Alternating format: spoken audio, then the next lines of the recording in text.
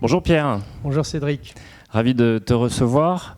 Est-ce que tu peux nous faire un point sur ce début d'année pour la financière de l'échiquier ? Un bon début d'année, 4 mois finalement où les marchés sont porteurs, et puis après finalement sur la lancée d'une année 2020 qui avait été aussi bonne pour la financière de l'échiquier, avec un bon développement en fait de notre actif sous gestion, et puis je trouve un bon support aussi de tous nos clients conseillers en gestion de patrimoine.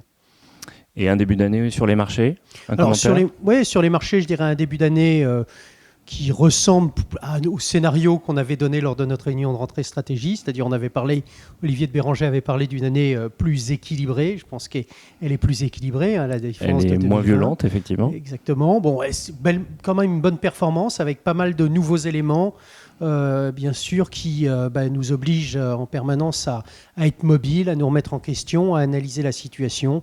Mais je dirais d'une certaine façon, comme toutes les années depuis très très longtemps, à la financière de l'échiquier. Évidemment. Dans ce contexte plus équilibré, comme tu l'évoques, est-ce que vous mettez des choses particulièrement en avant en cette année 2021 ? Oui, alors deux choses en avant. D'une part, je dirais une recommandation plus tactique, dans un environnement où on le sait, où une des grosses questions, c'est la remontée de l'inflation, la remontée des taux d'intérêt. Donc, Échiquier Value, qui est un fonds qui, comme son nom l'indique, est très bien positionné sur la thématique value, une thématique qui bénéficie de la réouverture, de l'accélération en fait de la croissance économique, alors en Europe mais aussi dans le reste du monde, même si je le rappelle, Échiquier Value est un fonds qui investit sur la zone euro.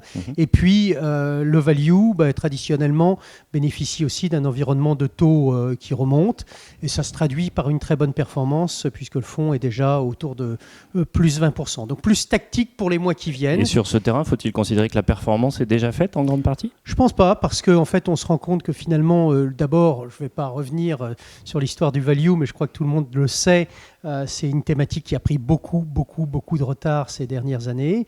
Et puis les valorisations nous semblent continuer à être raisonnables. Alors avec, bien sûr, là, beaucoup de picking, parce qu'il y a certains territoires sur lesquels elles sont déjà beaucoup remontées, entre autres sur le territoire le plus cyclique.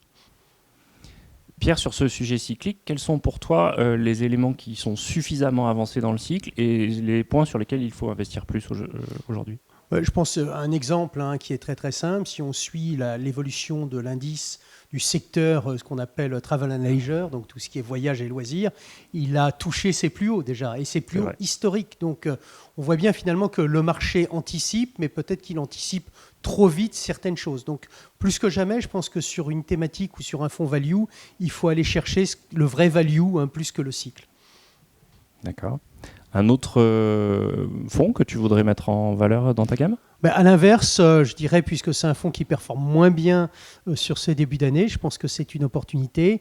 Notre fonds World Next Leader, donc je le rappelle, un fonds global, multithématique, géré par Rolando Grandi et son équipe, et qui investit sur toute une série de thématiques qui nous paraissent être très très dynamiques sur le long terme. Ces titres-là souffrent un peu de l'environnement. C'est vrai que l'année 2020 avait été extrêmement porteuse. Je rappelle des performances qui étaient supérieures à 80%, mais on pense que pour tout investisseur qui a le temps, qui se projette sur un horizon de 5 ans, qui est l'horizon recommandé pour un investissement action, ça nous semble être un bon moment pour rentrer. Alors Pierre, tu évoques un fonds multithématique. Parmi ces thématiques, quelles sont celles qu'il faut jouer prioritairement ?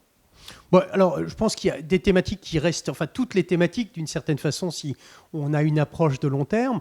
Aujourd'hui, on se pose des questions bien sûr et on est plus attentif peut-être à se positionner sur des thématiques plus solides, plus visibles, entre autres tout ce qui est digitalisation, le cloud, tout ce qui est fournisseur en fait d'équipements qui nous semble intéressant. La santé qui a été une thématique qui a bien performé sur le début de l'année 2020 et qui a moins bien performé sur la deuxième partie nous paraît aussi une thématique intéressante. Et dans le secteur de la santé, il y a beaucoup d'entreprises extrêmement innovantes qui sont en train de faire bouger les lignes et c'est celles-là sur lesquelles on investit.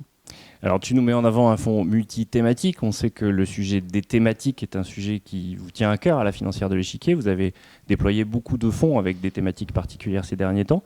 Quel est le petit nouveau qui va peut-être venir dans les mois à venir ? Alors effectivement, on réfléchit, je ne peux pas tout dire parce que tout n'est pas public, mais je pense qu'une thématique auquel on croit beaucoup, je pense une thématique finalement qui est peu présente dans les offres existantes, et je pense que là on va essayer de tirer un peu, je dirais, l'espace et l'élargir, et je pense que c'est une thématique qui sur lequel on aura à cœur qu'on aura à cœur de présenter. On espère finalement qu'on nous suivra dessus, puisque jusqu'à maintenant, tous ces lancements se sont très bien passés. Eh bien, merci Pierre pour ce teasing et à bientôt alors. À bientôt Cédric.